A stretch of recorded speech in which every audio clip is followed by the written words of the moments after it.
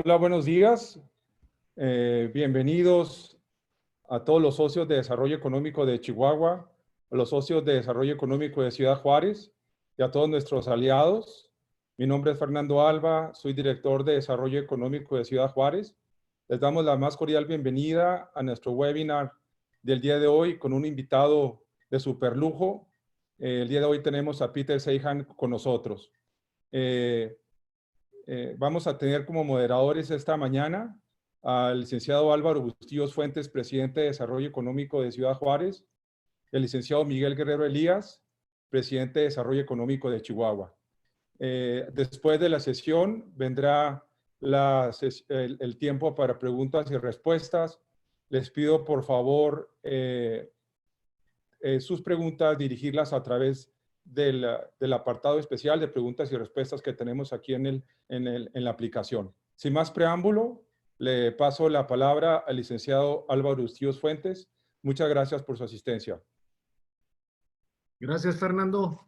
Bueno, pues muy buenos días a todos. Les doy la más cordial bienvenida a todos los socios, amigos, aliados. Como muchos sabrán, yo he sido un gran promotor de las pláticas de Peter Zeihan.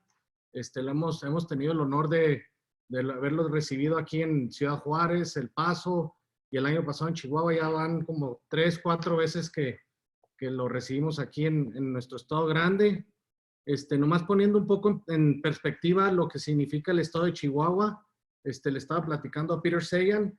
Nosotros en desarrollo económico somos un organismo sin fines de lucro, con más de 150 empresarios líderes que trabajan en iniciativas y en estrategias que trabajan de la mano con el sector público para incrementar la calidad de vida de la ciudad y de la región. Nomás poniendo un poco de datos en lo que significa Chihuahua, le platicaba a Peter que nosotros tenemos más de 400,000 negocios formales, 900,000 empleos formales que generan estos 40,000 negocios, 9,000 plantas manufactureras, 460,000 empleados que trabajan en ellas. Representamos el 3.2% del PIB nacional bruto. Y también exportamos 60 billones de dólares a Estados Unidos. Somos la región, estamos situados estratégicamente en la frontera más grande del mundo y somos el primer estado que captamos inversión extranjera directa el año pasado. Entonces, con esto les cedo la palabra a Miguel, también para que les dé una bienvenida a los socios de Chihuahua, y después de ahí les daré la bio de Peter, para que de allí empecemos con nuestra conferencia y preguntas. Gracias. Muchas gracias, Álvaro. Muchas gracias por la introducción. Gracias a todos. Me da mucho gusto saludarlos. Como bien comenta Álvaro, pues son exactamente este tipo de estrategias y este tipo de conferencias las que debemos y nos sentimos obligados de brindar a nuestros agremiados, porque sin duda alguna estamos en tiempos de cambio, son tiempos difíciles, son tiempos de reajuste. Álvaro ha comentado ya algunos datos sumamente importantes con lo referente a nuestro estado. Y hoy, más que nunca, es importante que trabajemos en conjunto entre las distintas regiones de nuestro estado. Hoy veo una unión empresarial extraordinaria y veo una mancuerna y una sinergia específicamente entre las ciudades en las que tenemos la mayor parte de estas empresas exportadoras, que es Juárez y Chihuahua, entre los desarrollos económicos, entre los mismos empresarios, y se está generando pues una dinámica extraordinaria. A mí me queda claro que mientras sigamos en este camino, no habrá reto que no podamos enfrentar en conjunto, no habrá ningún obstáculo que no podamos brincar o vencer, porque sin duda alguna la organización y la comunicación ahorita es clave. Así que, pues, me gustaría dar algunas palabras para Peter. Peter, thank you very much for your time. Thank you for this time that you're dedicating on giving this conference to our organizations. It is in our best interest to bring this Class A, top-notch conferences like yours to our people in order to understand the new position that Mexico is going to be playing in this new global order. So like we said, it is time for change. It is in these moments of decisions that our destiny is going to be shaped.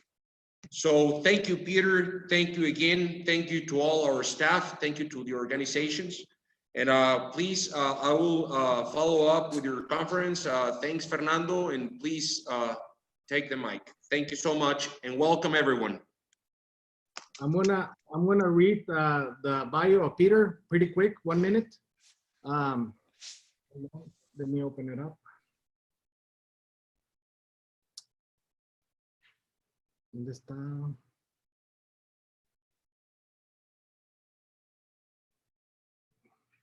Okay, Peter Zeihan combines a deep understanding of geography, demography, energy, and trade to help his clients make sense of a complicated world. Fortune 500 companies, trade associations, policymakers, and government agencies at all levels regularly rely on his expertise.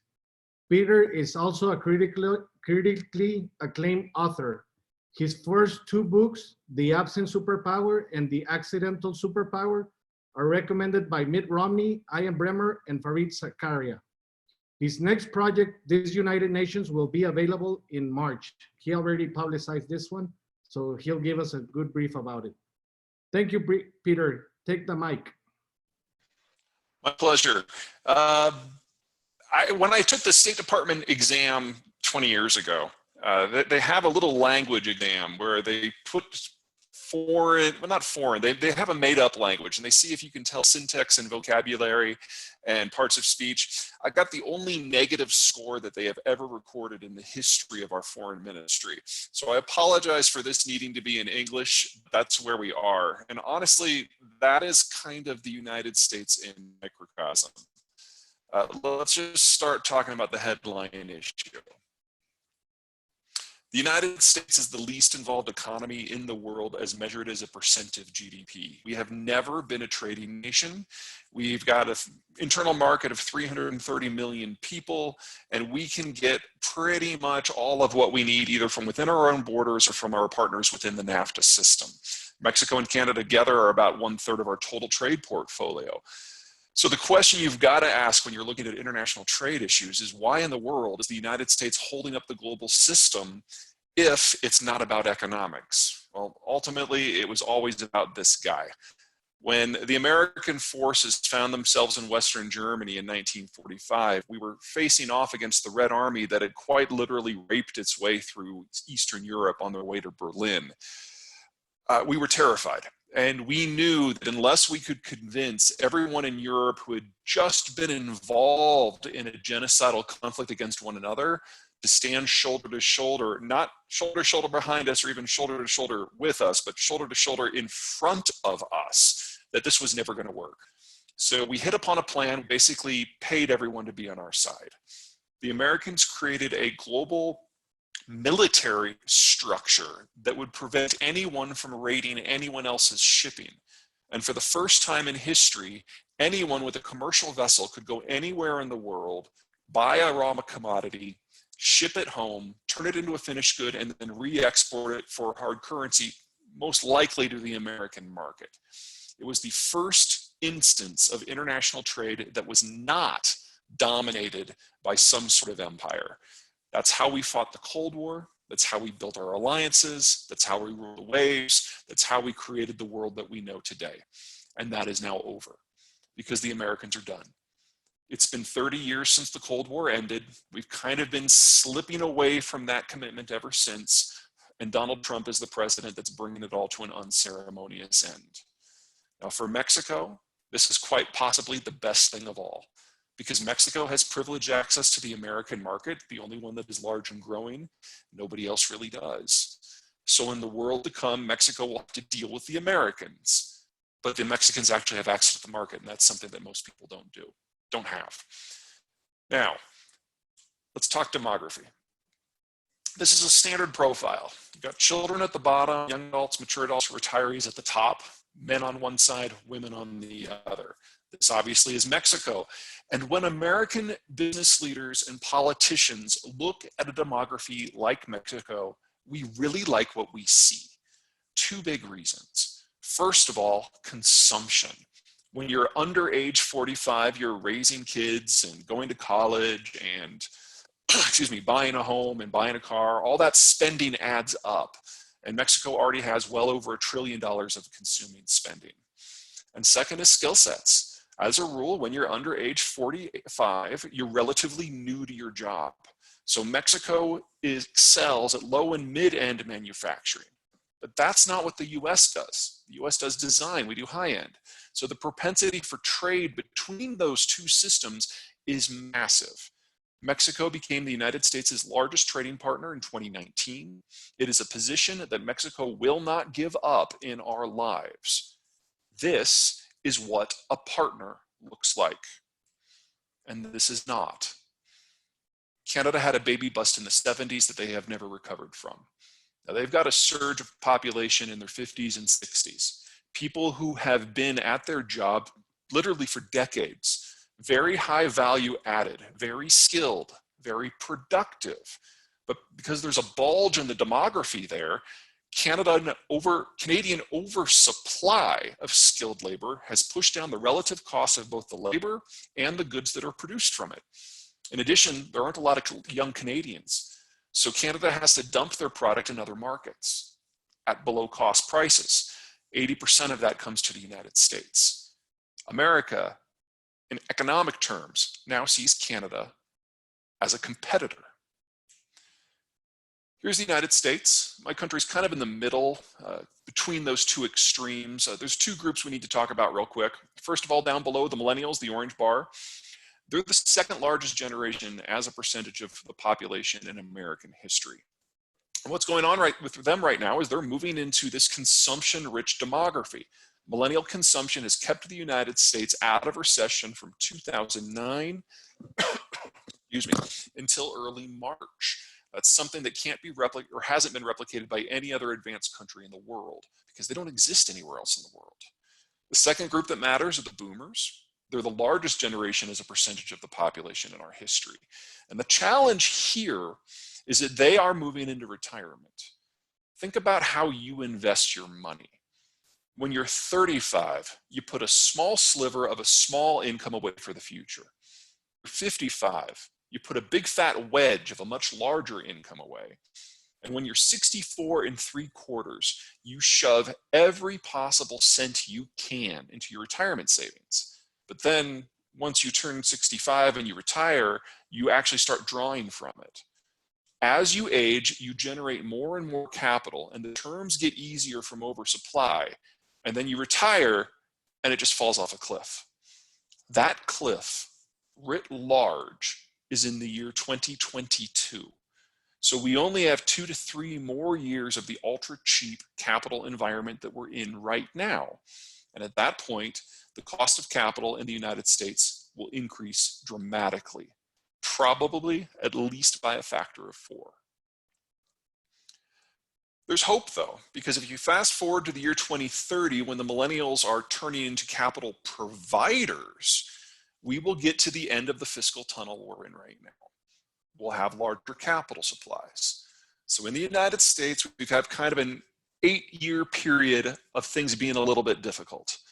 But if you look at the rest of the rich world's demography without the Americans in it, without the Americans in it, there is no recovery. Everyone else has some version of the Canada problem.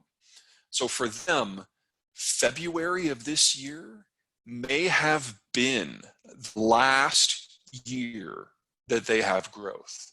We are really talking about the end of the system here. And not just in terms of demography.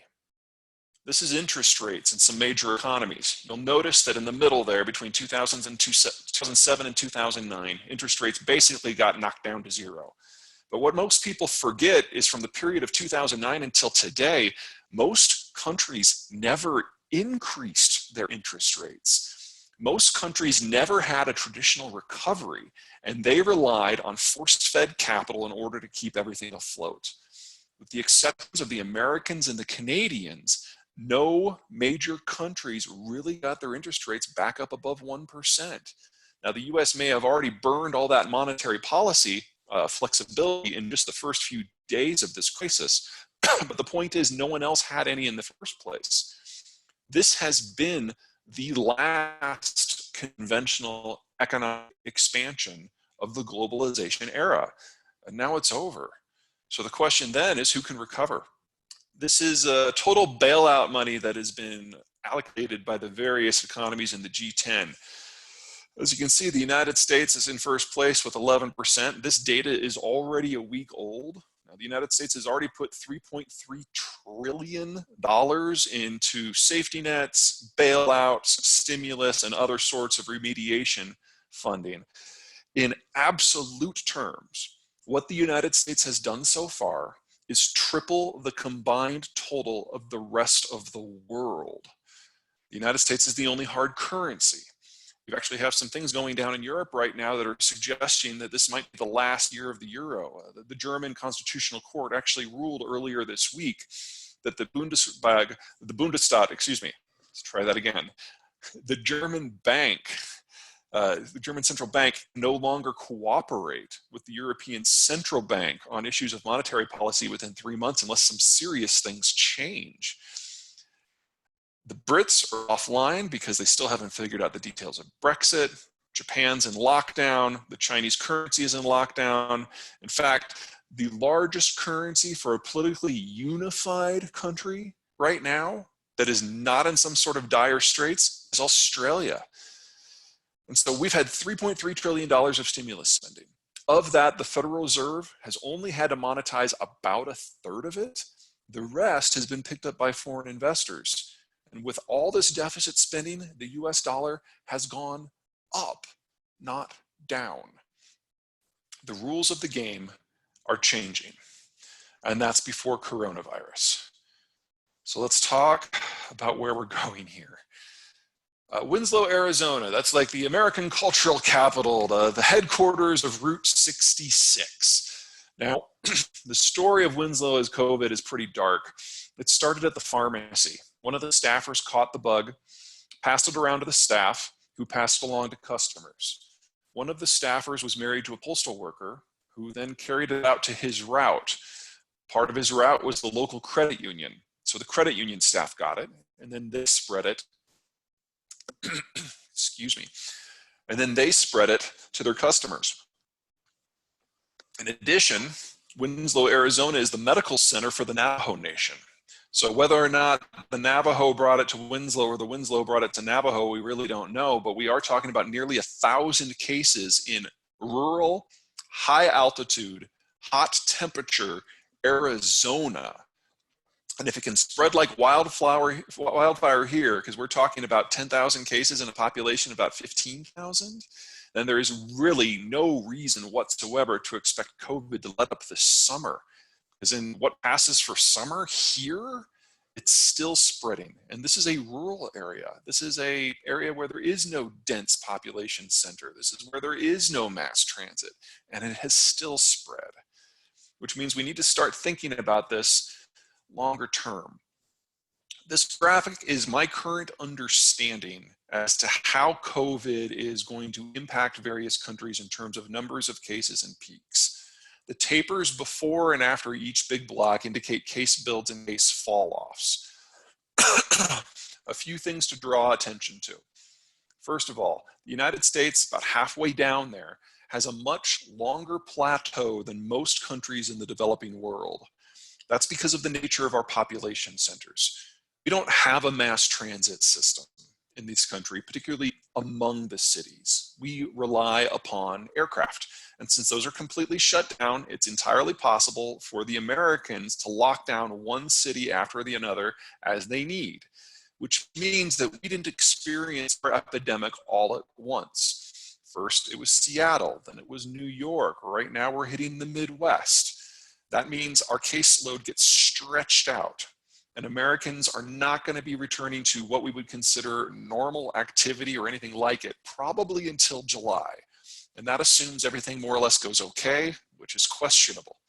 Now, those squiggles that are after the fact, that indicates the relative pain that we expect countries to feel from secondary outbreaks. In this case, the American geography works for it instead of against it, because you can have an outbreak in Denver and lock Denver down, and New Orleans will be fine. They're far enough apart They're not linked by particularly dense infrastructure. It's very easy to segregate the epidemic. You can't do that in the United Kingdom or Japan or France. The place is too wired together. They've got primacy cities that are very connected to everything else. So if you get a secondary epidemic in most parts of the world, it's going to be almost as bad as the original one. Now, as you go down this chart, you'll hit all the countries in the developing world, and you'll notice that for the most part, their plateaus and peaks are much longer. It's because of the nature of the economies. They're more densely populated. They have more urban centers where there's not a lot of elbow room. In fact, many developing world cities, it's physically impossible to have 6 feet of separation between you and everybody else. And a lot of the workforce can't work from home. Regardless of whether they're in manufacturing or semiconductors or call centers, they physically cannot separate themselves from their work or from each other. Probably the best example I can think of how even a white collar job cannot segregate is Indian call centers. What they do is, because the country doesn't have reliable telephone, internet, or electricity, is they build a facility where those 3 things do exist. They put hard desks, they bring in a staff to do the call center work, and then when those folks are done with their shift, they leave, and a second wave comes in and works at the same facility at the same desks. They then leave and a third wave comes in. That means this can't be disaggregated. People can't do this work from home because A, it's a desktop, it's not a laptop. B, it's a shared facility. And C, when these folks go home, they don't have reliable internet or phone or even electricity. So what we've seen is a mass redirection of industrial activity to places that can pull this off. And those places are not in the developed world. I'm sorry, these places are not in the developing world. As you'll see there, Mexico's kind of in the middle. Mexico has some things going for it and some things that are just not. Mexico kind of has an American style urban layout in which its cities are not densely linked to each other. And there's a possibility for getting a little bit more elbow room. So you can have an outbreak in one city, but you don't necessarily have to worry about it spreading. But the Mexican outbreak is going to last longer than the United States, and not just because it started later. Mexico, by nature, just doesn't have the healthcare system for containment, does not have the communication system in order to manage this well. So we don't think that Mexico is going to emerge from the first wave of this until at least mid-August. Now, at that point, you'll notice that squiggle to the right, it's yellow. Mexico has exactly the same thing going for it that the United States has in terms of urban distancing. Most of the developing world does not. That takes us several places. That's it for slides for now. Okay, so what we anticipate here is a breakdown of the East Asian supply chain system. It doesn't really matter if the epidemic hits China again, and I'm pretty sure it will. China's supply system is not merely about China. It's about links to Malaysia and Vietnam and India and Indonesia. And all of those places are likely to suffer far more extreme epidemics than anything else that we've seen in China or Japan or Korea. That means that their facilities are simply going to go offline. Most of them are offline already. So the Chinese are going to be unable to get the parts they need in order to build the products that they then export. If you're in the United States, this puts you in a bit of a bind because it means you have to do one of 2 things. Option 1, wait for the epidemic to pass Asia by, which means you just go without the things you would normally purchase in consumption craters. Or option 2, you build local supply chains that can build these products locally, breaking the dependence upon what's going on in East Asia. Now in North America, we have been moving that direction for some time. Some of the less obvious outcomes of the US shale revolution is it's given the United States the cheapest electricity and the cheapest petrochemical inputs on the planet. And so we were already seeing a significant re-industrial process. And by significant, I mean the fastest in American history, faster than what happened here during the war effort for World War II. And there are opportunities for Mexico in that. So let's talk about the subsectors. There are 6 sectors that I expect to see wholesale transfer from East Asia to the United States just this year. The first one is automotive. Automotive is interesting to me because it, dozens, thousands of parts, but everybody produces a little bit of everything. And what we've seen in the United States is traditionally about 60% of the product is built in the United States and Mexico. The other 40% comes from abroad, with about 2/3 of that coming from the East Asian system. It's simply not available right now. Now, because the United States and Mexico already have the industrial plant in place, already have the power systems in place, already have the labor force in place, already have the infrastructure in place, this is a really easy carry. It's very easy for American and Mexican producers to retool and build the additional product that they need. The problem is that because Mexico's epidemic started later and will last longer, Americans currently do not have sufficient access to Mexico to make it all work with the infrastructure and industrial plant that was here before. That means Americans have no choice, but in the short term, to build out additional supply chains within the United States proper that won't simply take market share from Indonesia or Korea or China, but to take it from Mexico as well. Now, this won't last the test of time. Once Mexico is back online, it has a very clear niche, very clear areas where it can plug into American supply chain systems. But for this calendar year, that is for the moment suspended.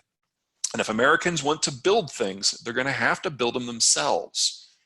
The second big industry that is going to see a change is textiles, of all things. Mexico abandoned textiles years ago, the United States years before that. We just saw it as too low down the scale for value add in terms of our economic structure. We sent it off to East Asia and South Asia. Well, that's going away. The technology has already evolved to the point that automated textiles, whether it's in the yarn, the cloth, or the sewing, is already cheaper to operate than unskilled labor. So what we're going to be seeing this year is a mass shift of that entire industry from South Asia to the United States. Mexico will undoubtedly be able to pick up a big chunk of this, and I would guess that enterprising Mexican business people are going to transfer some of that to Central America for things like finishing down the road. But in the short term, it's going to start in the United States, an industry we never thought would come back. Third is electronics, and that includes everything from stereo equipment to office equipment to telephony supplies. This is a lot like automotive. It exists a little bit everywhere. There's nothing that is particularly technically challenging about it. But kind of like textiles, we've kind of subcontracted this out to other countries. I expect white goods to be the first thing to come back. I think that's a space that Mexico will utterly dominate 2 years from now. But again, in the meantime, if the Americans want it, they're going to have to build a lot of this stuff themselves. So we're already seeing a retooling in the American machine shop industries as companies are doing small production runs to figure out what it is that they can actually do economically viable. And as the machine shops are helping some larger facilities to retool in order to run larger systems. Overall, this is probably going to follow 3 general steps. Step 1 are these mom and pop shops, the machine shops who can turn on a dime, absorb technology, absorb capital, retrain some labor, and get going in a very short period of time. The second group are going to be from specific urban centers who are able to take advantage of these situations and build parks so these smaller groups have somewhere to operate. And then phase 3, which probably won't happen until next year, will be when some of the larger assembly line folks get brought online. That's where I expect Mexico to really shine, because your epidemic will be over and you'll be able to plug into the larger players as they're getting running. The biggest danger I see to Mexico is those first 2 steps really do not involve you and honestly can't involve you until you're past your epidemic. The 3 other sectors that I see coming over are a little stickier. Heavy equipment follows a lot of the same math as automotive, but because it's a smaller order book for larger facilities and larger machines that are built in lower quantities, it tends to not be as gangly supply chain as automotive and tends to be a little bit more difficult to move. Now, here in the United States, we basically got rid of our entire heavy equipment industry, shipped it all over to China over the course of the last 15 years. That was absolutely a mistake, and we're going to be looking to bring that back. That will take more time. By the time the Americans are really ready to move on that, Mexico should be raring to go. And when it comes to building heavy equipment, I dare say your labor structure and industrial plant is actually far better suited to that than ours is. So it'll be definitely a binational issue, but whereas the Americans do like the majority of automotive and Mexico supplies, I think it's going to be the opposite, with Mexico doing the majority of the manufacturing and the Americans supplying parts. Number 5 is semiconductors. That's another one that is really, really sticky. The problem is the chip manufacturer. How it works is in a single facility, they melt down the silicon dioxide, they draw it into crystals, they slice it into wafers, they etch it, they dope it, they bake it, and then they break it into chips. That entire process happens in the same facility. So companies understandably really don't want to move that unless they have to, but they're going to have to. Now, one of the things that Silicon Valley has gotten wrong, all those of you guys who have an iPhone, you know how it says on the box, designed in California, made in China? That's basically Silicon Valley writ large. They do all the design there, and then they've offset the entire production system to run in East Asia. Well, that's a model that's not going to work anymore, particularly with the Americans and the Chinese starting to get angrier at one another. So these facilities have to move. Some will come to the United States for the high end.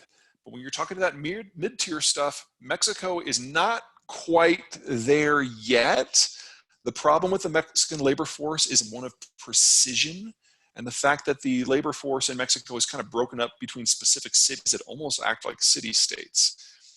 I would guess that a couple years from now, Mexico will have a couple of these facilities, but they're probably going to have to be in the general vicinity of the Mexico City core simply because of labor constrictions. But once that process starts, once you get your first plant, there's a whole new supply chain that Mexico has not been part of that will be flooding in. The demand will be there, the capital will be there, the supply chains will be there. Just get one. All right. Now, Mexico faces 4 problems taking advantage of this. First, Mexico was in recession before COVID. You're starting this with one foot off of the platform. And the hits to automotive demand that we have seen because of COVID are a real problem. American manufacturers, particularly in automotive, cannot operate without Mexican parts right now. And because a lot of Mexico is closed down before the epidemic and will remain closed down for a couple more months, the American producers have no choice but to establish local supply chains independent of Mexico. I don't think this will last. Everyone would much rather have Mexican manufacturing being part of this process, and anything that we do build is not going to be as cost effective as what already exists in Mexico. But the fact remains that at least for now, Mexico is offline, and that means the Americans have to make other plans. Second, the structurally protracted nature of Mexico's epidemic means it's one of the countries the Americans are going to be taking industry from. And that is going to span every single industry that Mexico is currently known for. This is not being predatory. This is because Americans just don't have a choice. Third,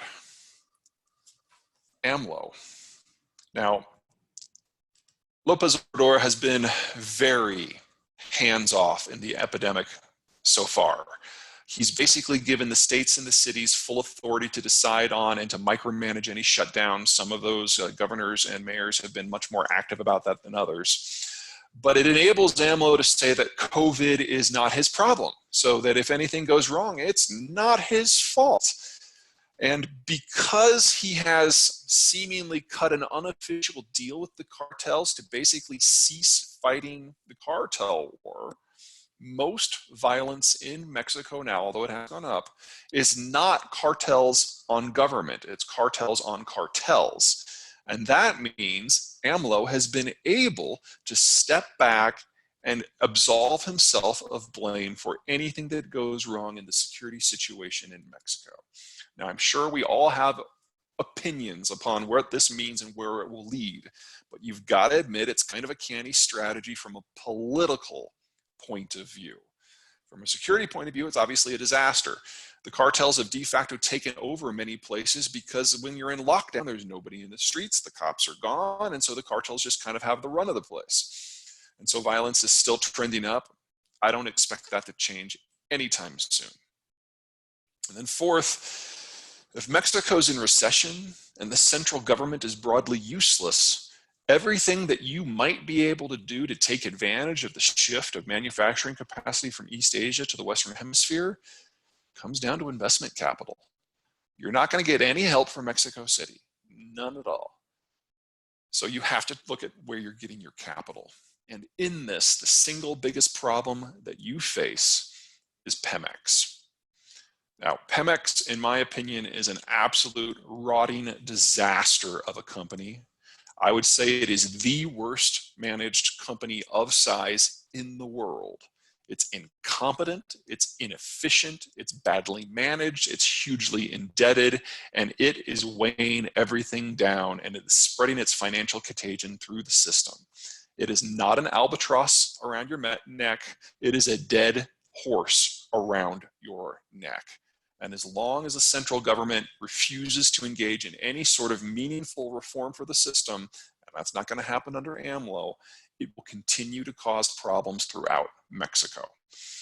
Pemex will undoubtedly have its credit rating cut to junk, and that is going to weigh on everything else. Total Mexican state debt right now is only about $700 billion, and for an economy of Mexico's size, that's actually quite respectable. But Pemex alone has another $105 billion in debt, plus another $75 billion in pension liabilities. I'd say do the math, but it's clear that Pemex can't do math. And so as it drops into default status, it will not drag Mexico into default status. It will weaken your credit rating, which will reduce Mexico's capacity to borrow, which will weaken the Mexican bond market for private investors like yourselves. It will also strengthen the cartels. It will also strengthen Mexico's jefe culture, all of which will make it more difficult for Mexican firms to transition into advanced status. That really means there's only one source for investment for Mexican business moving forward, unless you can pull it from your own pockets, and that's the Americans. Now, most Mexican companies, for various reasons, do not issue bonds in the American market or register themselves for American stocks. I don't think that's going to change. So it all comes down to partners. Mexican companies that can successfully weather this are the ones who are able to go into the United States, find a supply chain partner, and get them to invest in your facilities. I really don't see another way forward for that for the next 2 years, maybe longer. On the topic of AMLO, this is going to sound really strange. Americans kind of like him. There are really only two topics that are in the American mindset right now as regards Mexico. That's our fault, not yours. It's trade and it's migration. That's it. That's all we care about. And that's not just Trump. That's everyone. Well, say what you will about the Trump administration. Say what you will about AMLO. The two presidents have actually gotten along very well on those two topics. On trade, there are only 5 trade deals that the Americans have any interest in carrying into this new era post-globalization. Korea, Japan, Canada, Mexico, and the United Kingdom. Of those 5, everything except for the United Kingdom is already done. Not just negotiated, but ratified and implemented. The United Kingdom will be done later this year.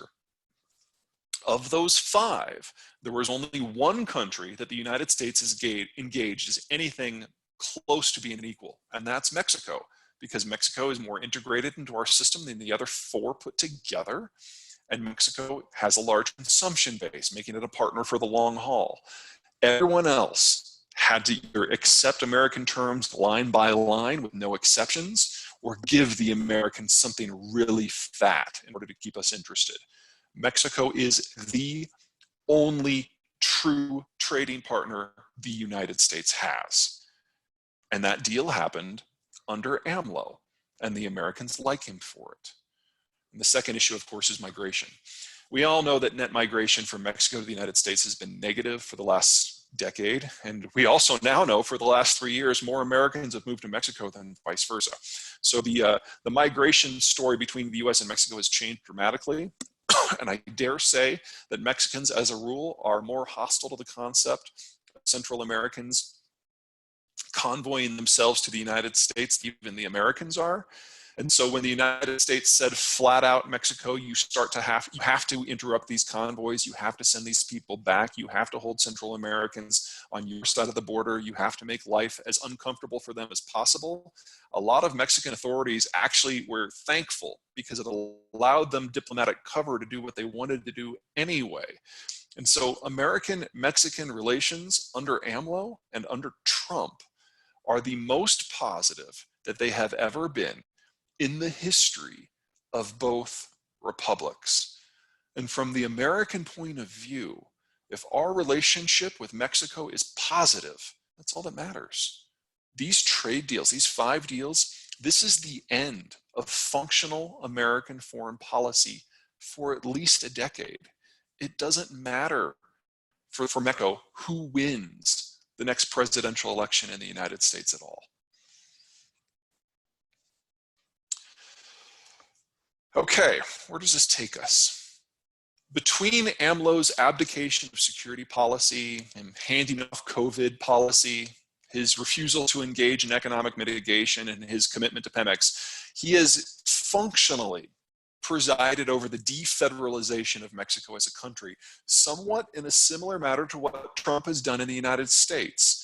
Bald-faced incompetence and disinterest means that cities and states have to make decisions for themselves.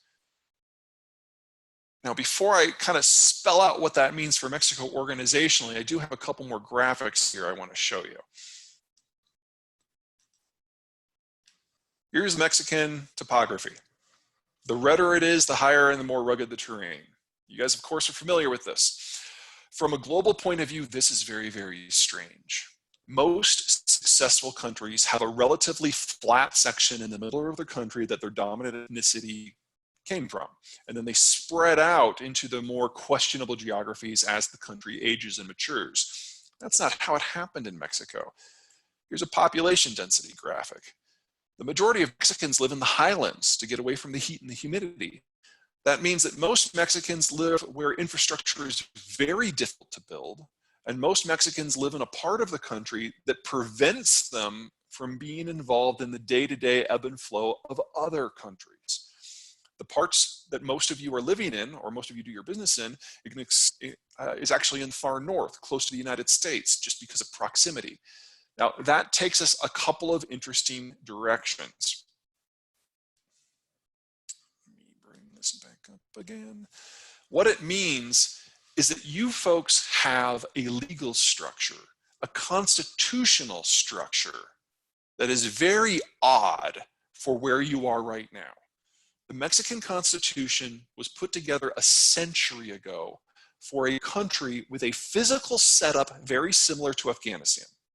Purely looking at your geography, Mexico should be backwards and tribal, and you do see some of that in the cartel wars.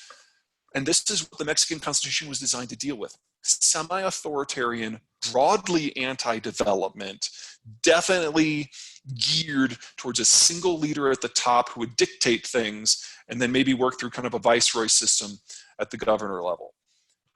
But, whoa, sorry. All right, get down. Now, that's not Mexico today. Mexico is no longer a single party state. Mexico is no longer a pre-industrial state.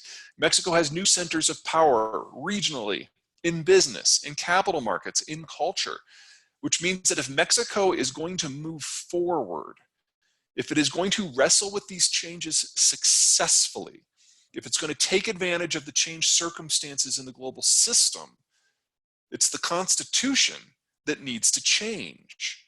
You need a new legal structure for a new century. And Mexico is going to have problems adapting to the world around it unless that changes. This is what your real challenge is, because constitutional changes only require a 2/3 majority of both houses of Congress. The president can submit the proposed constitutional changes without having to get approval from anyone. AMLO, despite its flaws, is the most popular leader in Mexican history and the most popular leader in the G20 right now, which means that Morena is likely to do very well in the March 2021 elections because of AMLO's coattails, especially if AMLO continues to promise to put himself up for referendum. Expect many, many more populist measures in the run-up, things that he doesn't have to pay for that you do. Expect PAN and PRI to be ineffective at resisting him, just like they have been for the last 2 years, and expect Morena to have at least an outright majority. This is your real challenge, because while the Constitution can be changed in Mexico relatively easy compared to most other countries, it will then stick with you for decades. If you don't like AMLO, you need to be as aggressive a part of the constitutional reform process as you possibly can, or he will own it for you. You're definitely coming from behind in this. I would love to give you a roadmap as to how to do that, but constitutional change is tricky. All I can really do is point out that there are 3 other countries that are broadly in a similar situation to you. India under Narendra Modi, Turkey under Erdogan, and Brazil under Bolsonaro. All 3 of them are dealing with constitutional crises right now. All 3 of them have presidents who have largely had COVID. Of those 4, you are in far the best position. Not just because you actually have good political relations with your largest trading partner, but you don't have the sort of societal breakdown that they're flirting with. I mean, Modi is trying to disenfranchise 200 million people, and he seems shocked when people shoot at him for it. That's not something you're worried about. You only have to figure out how to update your constitutional system. I know it's a big haul. I know it's a big ask. I know it's a big challenge. But your economic structure is solid.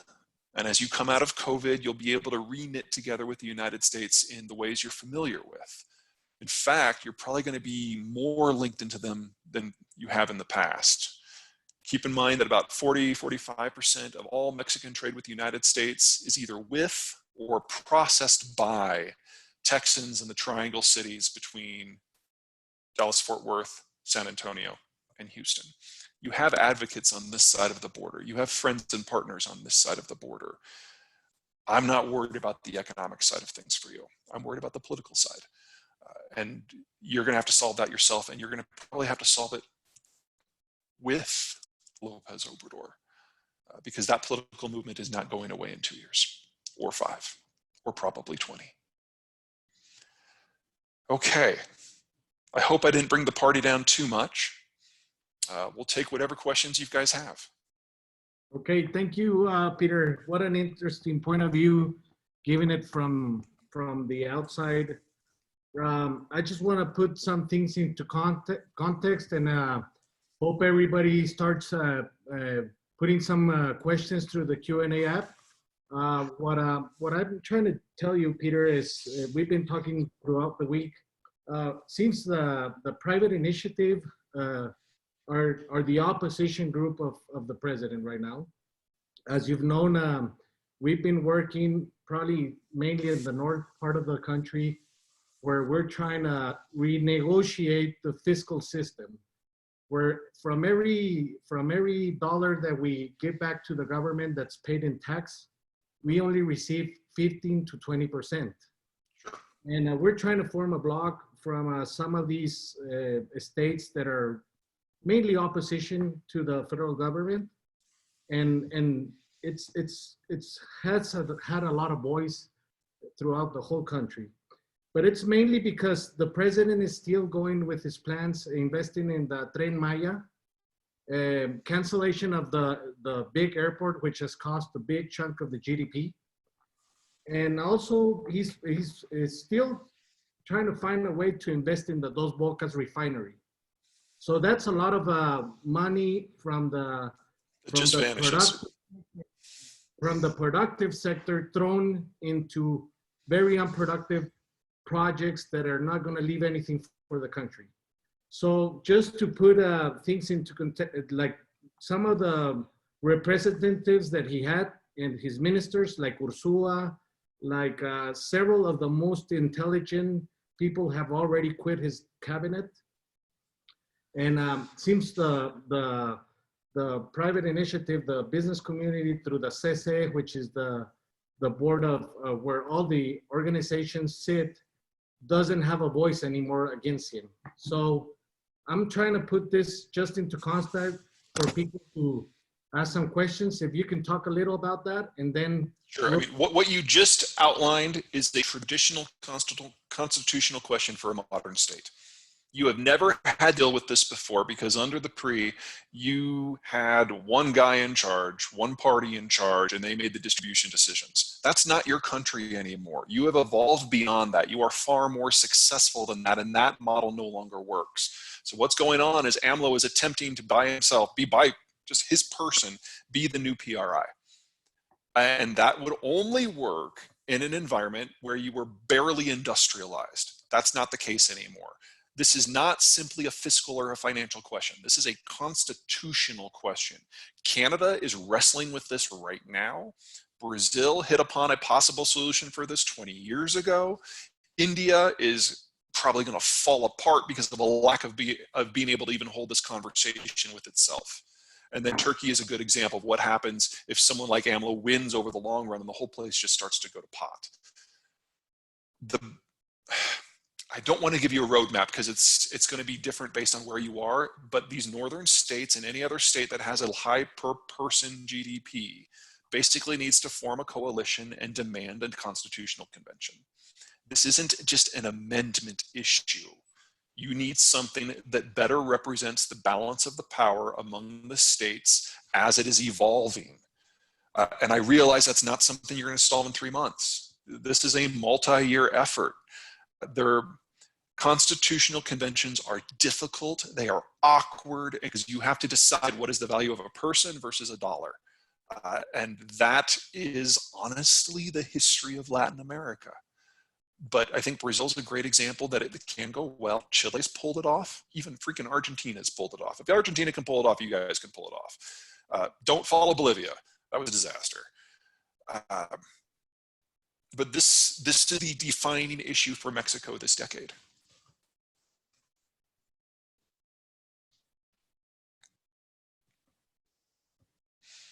Okay, so we'll proceed. We'll go forward with some of the questions from our assistants today.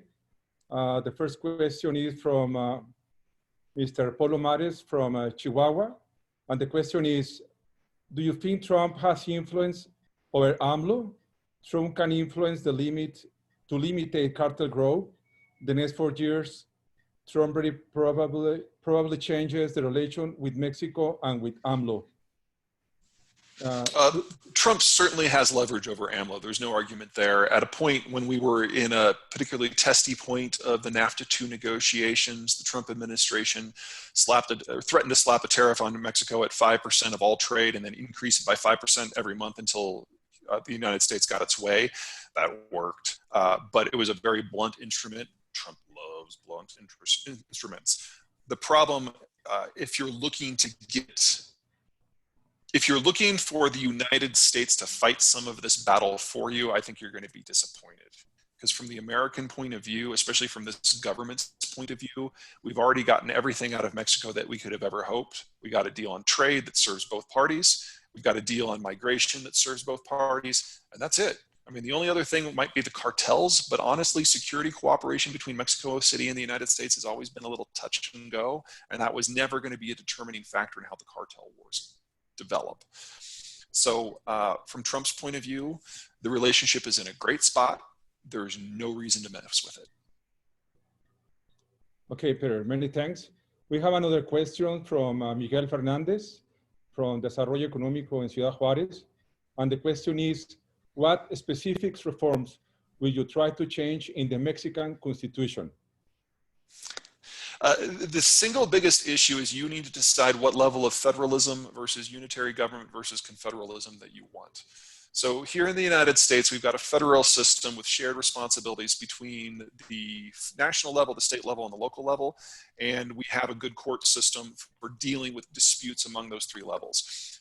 What you have in Mexico is technically federal, but it's actually closer to a unitary. So when the federal government makes a decision, for example, things like budgetary questions, the states really have no recourse. The balance of the power is far more tilted towards the central government.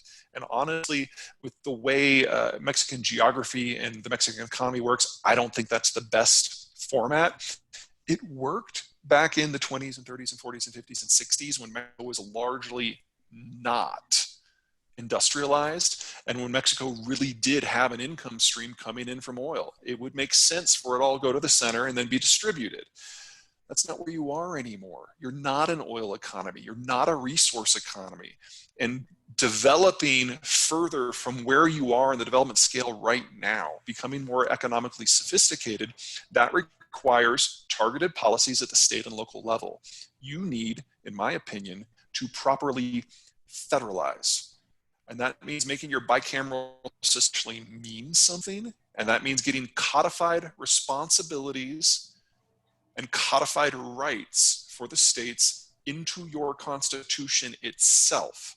And by far the most challenging part of this is building a real court system. But you can't start that until you actually have it codified in your constitutional documents. And right now, in my opinion, it's just not. Okay, Peter. We have another question from Estuardo Velázquez, also a member of Desarrollo Económico de Ciudad Juárez.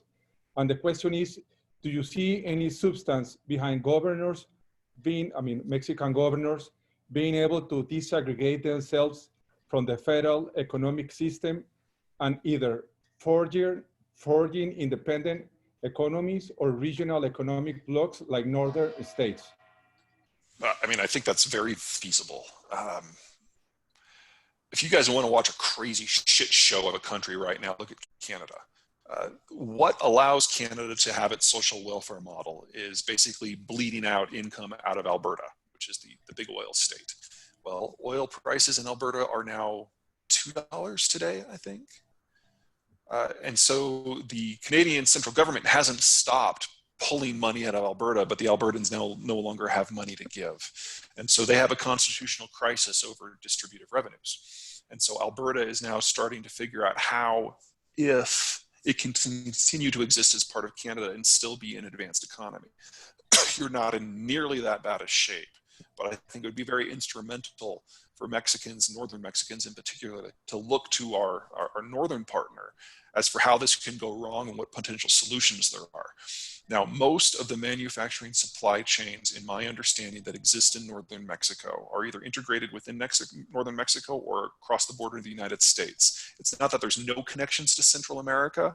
It's not that there are no connections to Central Mexico, but they're not nearly as robust as what flows north. So de facto, you're already in a slightly different economic world from the rest of your countrymen. The question is how you're going to deal with the revenue issue. One of the things that Alberta is saying is they're just going to stop paying. And this is in a country where responsibilities are codified. And this is in a country where the legal structure is not in question. I don't know what would happen in Mexico if the entire northern tier just decided to do that one day. But if you want to talk about forcing the conversation on the Constitution into the public consciousness, I cannot think of a more effective way to do that. Okay. We have another question, this one from Alan Russell. And the question is, based on all the facts, what are your thoughts on the value of the peso going forward relative to the US dollar? Oh, relative to the US dollar, well, that's easy. It's going to go down. And that's not necessarily because you did anything wrong. It's just because there's no other options. US dollar is at the beginning of a multi-decade bull run. I expect the euro to just basically vanish as a global trade currency very soon. And that assumes that it continues to exist at all. And there's no other currency that can possibly take its place. So as COVID, let me rephrase that part. One of the things that COVID has done is speed up a lot of the concerns that I have about global breakdown. It used to be that 2022 was kind of the magical date because that was when a lot of countries were going to lose the capacity to provide their own financing. Well, if COVID takes, say, just to pick a region, Europe, if COVID takes Europe offline for a year and a half between the loss of consumption, the loss of export markets, and so on, well, that puts us into early 2022. They only have a year left. They're never going to be able to recover from the kind of damage that they're suffering right now in just a year. So this is really the end of a lot of these countries as modern economies in the way that we define the term. In that environment, there's a huge flood of investment capital and capital flight that's going to be coming to North America, the United States in specific.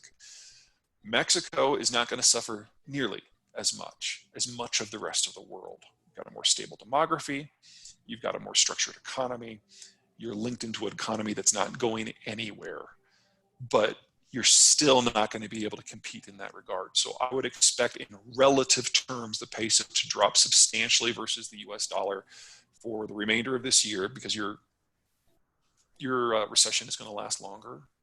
Your pandemic is going to last longer. But once we get to 2021 and beyond, I think that the delta won't be nearly as wide.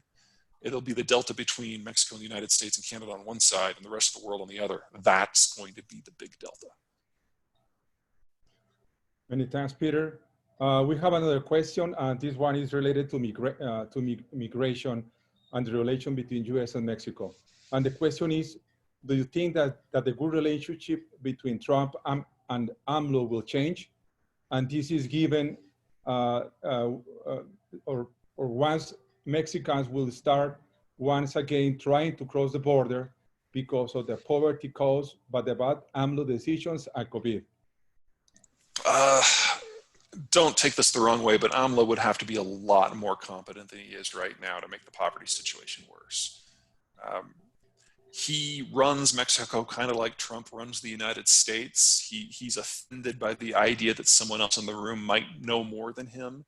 And so there's a lot of turnover in his cabinet, just like there is on ours. And that limits the damage that he can cause. And that's a good thing. You would have to see extreme recession, far worse than what COVID is going to do in order to change the migration patterns at this point. Remember that Mexico suffered the same baby bust that Canada did just 30 years later. You don't have nearly as many young people as you used to. So changing that is going to have to be difficult. In addition, the trip north is not as easy as it used to be. We do have an increasing border barrier between us, unfortunately. And the United States is in recession. We've had about 25 million Americans forced into the unemployment rolls in just the last 5 weeks. That's the fastest build-in unemployment we've ever had in this country, far worse than the pace of the decline that we had during the Great Depression. So we no longer have a lot of jobs for migrants to take. And we've seen that sink in Central America. And I don't suggest that the flow north has stopped, but it's certainly slowed considerably. Okay, Peter. Let's see, we have one more question from Mar Saucedo. And the question is, what do you recommend to the Chihuahua private sector do in order to leverage the good relationship between US and Mexican governments? Oh, that's easy. Everyone in Texas business already likes you. So as soon as you can travel safely, load up on tequila, go to Texas, talk to your buyers and your suppliers, and make sure that those relationships are as firm as possible, and do anything you can to more tightly integrate with them. That's kind of step one. You can protect those relationships during this transition period when you're actually offline. That will be everything and make everything easier for you. And then second, do what you guys always do. One of the big advantages of the way that Mexicans, especially in northern Mexico, run their economies is you look for an opportunity, you figure out where you can build the facility you need, you figure out the parts you think you can build, and then you go find a partner in the United States, largely in Texas, to plug into. With all this back and forth that's going on between the Americans and the Chinese and all of these industries that are going to be coming over, the opportunity to take advantage of it and grab a piece of it is legion. And if you can be the one who brings the idea to the Americans, holy crap, I mean, you can basically write your own ticket. Remember that unlike in Mexico, in the United States, capital right now is free. Congress is desperate to find companies to bail out.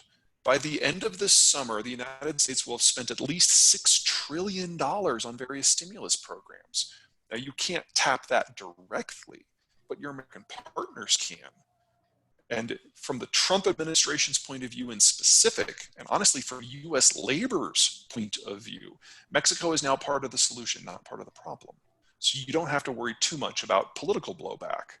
So find an industry, whether it's in heavy equipment or semiconductors or automotive or wiring or office equipment, whatever it happens to be, anything that you think you can do a large part of the supply chain, but you're gonna need some help, especially with capital, and then go find an American to help you plug that gap. Very good, Peter. We have one more question from Ricardo Mora.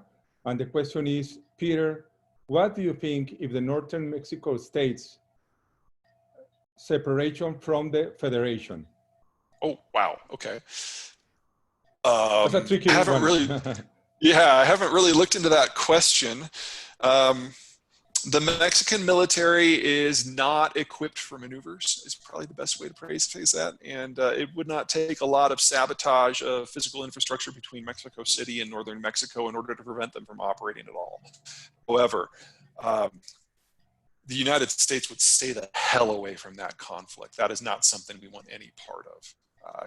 I can't tell you whether you should want to remain Mexicans or not. That's only a political question and a cultural question you folks can answer yourselves. I can tell you that the political relationship you have with Mexico City right now is not working, and that it needs to evolve. And I think constitutional change, reform, reboot, whatever word you want to use, is part of that process. But recommending that you leave, I can't say that I would put my personal stamp of approval on that one. Now, as we've seen in Canada, unless you threaten it, sometimes you don't get anywhere with the talks. That's one of the reasons why that revenue issue, in my opinion, is so central. If the northern Mexican states collectively withheld revenue transfers, that would get everyone's attention very quickly. Well, okay, well, we have another question from Benito Fernandez. And the question is, right now you say that the US that the US like AMLO and Mexico because of the immigration and trade. But what will happen if things like canceling the Mexicali Brewing Company and other barriers to US companies increase? Do you think the US will pressure AMLO to stop being so adverse to what private corporations? It would have to get pretty bad. To just give you an idea, it's pretty obvious right now that the Americans and the Chinese are not seeing eye to eye. The phase 1 trade deal is going to collapse probably this month or next month at the soonest. And we're dealing with a broad fallout. We knew this was going to happen. The phase 1 deal was agreed to in January, and it took until now. It took the actions that the Chinese are doing until now. It took the Chinese blaming the United States and everyone else for their problems until now to have the breach. That's 4.5 months. So you would have to have probably a year of deliberate, high-profile Mexican actions to make the Americans think worse of you right now. I wasn't kidding. Relations are at the best that they have been in the history of both countries. That does not just get unwound in a month. Okay. So let's say we have one more question. We have some more questions, Peter. How are you with the time? Are we okay? I'm fine. Have some. Perfect. Well, we have a lot of questions. Yeah, I mean, people is just sending question over questions. We'll try to answer as many as possible. I have here one from Jesus Mesta, and he's saying that, well, basically he says, you are saying that don't follow Bolivia or Venezuela. Isn't the US afraid that this could happen in Mexico? Oh no, you guys are way too competent to let that happen. And let's compare what those happen with those two examples. Venezuela was an oil state, flat out. Imagine what Mexico was like in the 1930s in terms of oil income, but then make the population like 1/4 as large. So it was all oil, oil, oil for everything. And you had 15 years of government that drove the country into the ground. Venezuela was never industrialized. It never established separate poles of power. It was always only about the oil. And so when you only have one thing and you run that one thing into the ground, you get Venezuela today. Venezuela, honestly, will probably cease being a functional state this year. And we're probably going to have several million people die of famine over the course of the next couple of years. I mean, the story is over. Venezuela is now past the point of no return. Bolivia, because Bolivia is a split state between the highlanders and the lowlanders, the natives and the Hispanics, they have a hard time even having a conversation with one another. And so when they went through their constitutional process, everyone was allowed to submit amendments. And so I believe the final document has over 500 of them. A lot of them contradict. They don't have a functional constitution, so they don't have a functional country. Say what you will about the political problems that Mexico has, as incompetent as you may think that AMLO is, and there's an argument there. He's not a complete idiot. And there are plenty of people in the Mexican system, whether in economics or politics, who want to see Mexico succeed, and it's not their way or the highway. There's conversations to be had. The very fact that this conversation right now is happening with Northern Mexicans is fantastic, because it means you guys have skin in the game, and it means you have capacity. And there are other people in Mexico who have different values and different interests and different areas of geographic focus, but they're all people you can have a conversation with. That never existed in Venezuela. That certainly never existed in Bolivia. So yes, this is a challenge. Yes, this will not be easy, but you have the foundation in place in a way that most countries in Latin America never have. Okay, Peter. We have one more question, and this is related to political parties. And the question is, the private sector has separated from the political parties. At the same time, this sector invests now little in structuring a formal opposition. The only way to get to power is still mostly through political parties. How is the private sector of other countries organizing to be effective opposition in order to get to power? That's a good one. Sure, yeah. Well, I would say, again, this comes down to a constitutional question. Your problem right now is you've got a first past the post system, but you're not a two-party system. So if you have 3 or even in some areas 4 parties, somebody can get 25% of the vote and win. And that's not a very stable system. You need to move to one of 2 directions. Number one, you either need to consolidate your parties. I don't want to say exactly along the American model, but something like that, where there's only 2 polls. So you really do need a majority of votes. So there really is a mandate, and the business community would need to align themselves with one party or the other.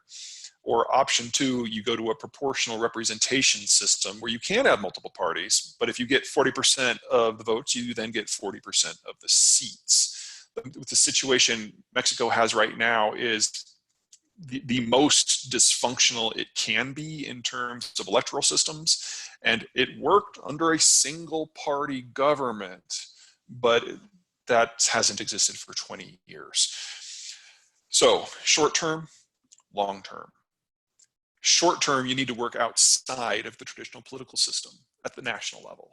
And that means this alliance of states that have similar interests. Northern Mexico is obviously an obvious place to start, but it can't be limited to the northern states because that's not enough electoral and demographic heft.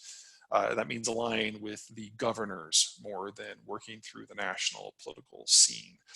Second, longer term, is you just need to do a lot of constitutional research before you have that invention, that constitutional convention, so you can decide which section. Let me try that again. So you can decide which electoral process works for you. There's something like 40 different processes around the world that different countries have adapted to their own needs. I personally am a big fan of what they use in Germany. It's a two-chamber system One is elected by proportional representation, so 20% of votes means 20% of seats. And the second one has representatives from the states that are, the number of representatives determined by the number of people that live in each state. It gets a good balance of power, ensures that nobody gets left out. New Zealand also has an interesting system that I think works really well. Or not New Zealand, I'm sorry, Australia. In Australia, you rank order your parties. And you have to, whoever comes in fourth place, if no one gets 51% of the votes, their votes are tossed out, and their second choice is then distributed among the remainders, and you keep removing the bottom one and adding it back in until somebody has 51%. That way, even if your first choice doesn't not get in, your vote is not wasted. For a country like Mexico with a fairly wide disbursement, both geographically and economically, that might prove to be a really efficient system for you. Perfect, Peter. We have a lot of questions. Some of the questions are based, some of the questions that we are seeing here are on the same theme. So we are trying to keep to Peter those questions that are, let's say, in different, that are not repeated throughout this, throughout this Q&A. So this one is related to currencies. And the question is, the question is from Javier Ismael. And he's asking, what do you think about the cryptocurrencies? Do you think that Bitcoin, the new Chinese one, and others will replace all current currencies? Will that be something that will affect or be beneficial to Mexico? Cryptocurrencies, because they don't have a central issuing authority like a central bank, can never be a dominant part of the financial scene, nationally or globally. That doesn't mean that they don't play a role, but honestly, the biggest use we have seen for the cryptocurrencies right now so far is money laundering or fraud or theft or transfers to get beyond a tax authority. Will that change in the future? Maybe, but honestly, it's hard to see what use a method of exchange that has no intrinsic value is going to have unless the goal is simply to get money out of a certain currency domicile and into another one. It's not stable enough to be a store of value, and it doesn't have a value in and of itself. I'm far more interested in the technology that underlies it, the blockchain as opposed to the Bitcoin, because that has the opportunity of giving people full control over their data. The way blockchain works is if you are a party to 51% of the exchanges and the data sets, then you have the ability to decide who can and cannot access it. Here in the United States, that's starting to revolutionize healthcare and kind of removing the insurance component and the paperwork component from it.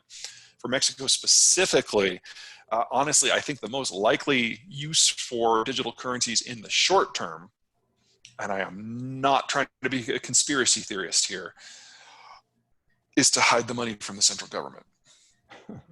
Because if you can put into Bitcoin and get it into a third country, it's just something to consider. Can you imagine what would happen if the Chihuahua state government did that? I mean, that'd be flashy. Okay. Very good. So we still have, well, we have a lot of questions, but we will be just 4 questions and we'll be done. Okay. The next question is from Luis Fernandez. And the question is, do you think that an electoral college vote will be good for Mexico?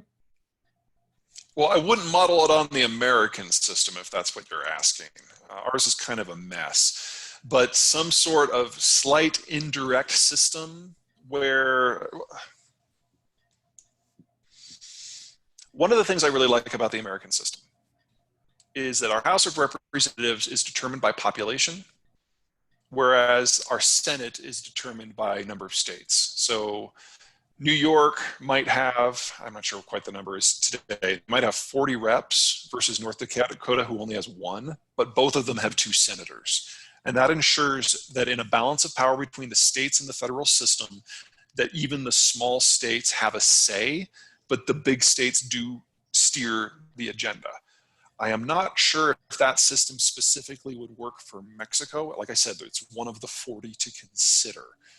There are downsides. And because the economic split between the richest Mexican states and the poorest Mexican states is so wide, that might not be what you're after. But that's definitely the sort of conversation you should be having with other Mexicans about, which systems work and why, and which ones might work for your system. That's exactly what you have to be thinking. Pretty good. Peter, we have another question. This one from Rodrigo Cuaron. And these questions is been repeated, but basically this one summarizes everything. So the question is, do you consider Biden will demerit the US-Mexico relations? Ugh. Let me tell you my fear here. We're in the middle of a global pandemic that disproportionately targets people in their 70s. And here in the United States, we have two dudes in their 70s who clearly have dementia who are running for president. I am not happy about this. Do I think Biden is a better person than Donald Trump? Well, duh. Do I think he has a better team around him than Donald Trump? Yeah. The big thing that has changed in the American Democratic Party in the last 5 years is that the unions are no longer Democrats. They're Trump Republicans. So if Biden were to win, I think you guys would be fine, because the union movement in the United States has made its peace with Mexico and has made its peace with Mexican labor and has made its peace with free trade, as long as it's only with Mexico. One of the things to just remember, you guys remember back in January when the ratification vote on NAFTA happened? And Trump announced it without notifying Congress or notifying the Democrats. And the reason that that happened the way it did is the president of the AFL-CIO, which is the largest union movement in the United States, was in the Oval Office to work out the final details with Donald Trump personally, and the Democrats didn't know. The unions are no longer Democrats. So I don't think you guys have anything to fear from the Democrats on trade issues, because that issue has already been settled. And that group that used to be hostile to trade with Mexico has now changed their mind and their party affiliation.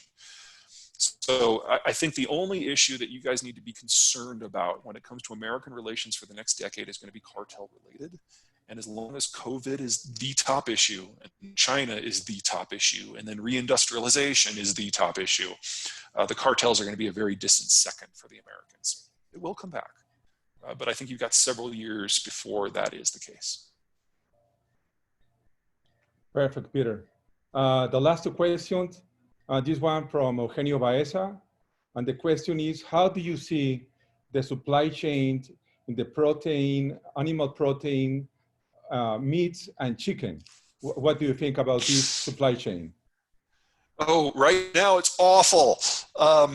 Until the Americans can figure out how to keep COVID out of our meat packing plants, we're seeing things drop like left, right, and center. It's less of a problem for poultry because you can social distance to a degree in poultry facilities, because one person can't handle one chicken or one turkey. You can't do that in beef or pork when you're talking about several hundred kilos of animal having to be maneuvered around.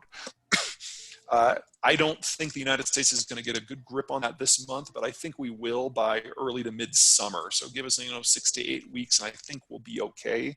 The problem is the lag, is, once people get COVID, if they survive and they're young and they're fit, it's still going to be 3 weeks before they're back because they're either contagious or they've been knocked out. So we're at the low point of that right now.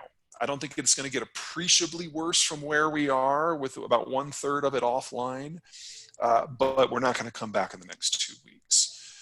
On your side of the border, you have been warned. You've seen what's happened here. And so it's going to be up to you to see if you can figure out a better system. And if you can, for God's sakes, please tell us. We haven't figured out how to make it work. Probably the biggest advantage that you have on your side of the border is that your staffers are relatively local compared to our staffers, who are mostly from Central America. So our staffers in the meatpacking industry all live in dorms and bunkhouses. So they can't social distance when they're working, and they can't social distance when they're off work. You guys have a little bit more flexibility there. And this is actually one of those supply chains that if you play your cards right and you can figure out this problem in the short run, you can take supply chains from us rather than the other way around. Because if you can have sort of an emergency dispensation where you bring in American cattle for slaughter and processing, you know, go for it. We can't do it now. Well, the last question is from Sergio Nerlas, and on this question, you have been, let's say, on your book, Disunited Nations, you've been talking a lot about this. So the question is, what is your point of view on China as a manufacturing hub? I think this is the end. They don't have the demographic structure to maintain what they're doing. They don't have the military structure to protect far-flung supply lines. They don't have the energy production or military that's necessary to keep the lights on. And they don't have a system within the region that is durable without them dominating. So I think what we've seen with this rhetoric and this change in propaganda in China is a recognition that the system that they have is broken and it can't be fixed, and it's in its final months to maybe a couple of years. And so they're preparing for a political lockdown.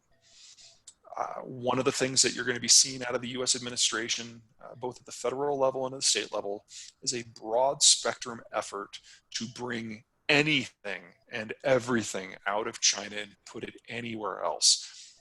First preference is the United States. Second preference is Mexico. Third preference is Canada. Fourth preference is Japan and Korea. But we're done. We're not playing this game anymore. We're not holding up the global order anymore. And for most of my foreign clients, this is an absolute disaster. For you guys, it's an absolute opportunity. Absolutely. So, well, we still have so many more questions due to time issues. We will not be able to still going for or still proceeding with the Q&A. So I will Alvaro, please.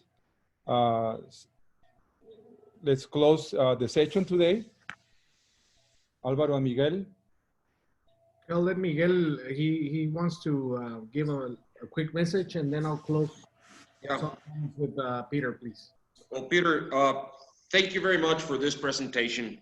We truly appreciate the time, like I said, but more so the information that you just gave us. So I'm going to take this time to make a close-up for the session. Quiero agradecer a todos los aquí presentes por haber estado participando en este gran ejercicio empresarial que nos permite conocer un poco más a fondo el papel que jugamos como empresarios en el ámbito económico, pero desde luego también en el político social. Quiero también aprovechar este momento para agradecer a los patrocinadores, quienes estuvieron apoyando estas conferencias, pero que no solo hicieron eso, sino que también están apoyando el programa de Héroes de la Salud, que es un programa que con los excedentes que se reunieron de estas conferencias, pues irán hacia ese fondo particular. Muchas gracias a todos. Quiero ceder la palabra a Álvaro para cerrar y estén por favor pendientes para las futuras conferencias de este nivel que nos permite pues conocer más a fondo, como lo dije, el rol empresarial que jugamos en el estado de Chihuahua. Muchas gracias. Adelante, Álvaro. Gracias, Miguel. Igual que Miguel, agradecerle a todos los socios y amigos de Desarrollo Económico que aportaron esta excelente iniciativa. Les queremos decir que entre todo el conjunto era de 2,5 millones de pesos más o menos. Ese ha sido el monto que hemos acumulado y es una excelente iniciativa a los que están ahorita haciendo el frente de la contingencia, tanto sean enfermeras, doctores, etcétera. Entonces, con esto quiero cerrar mi comentario.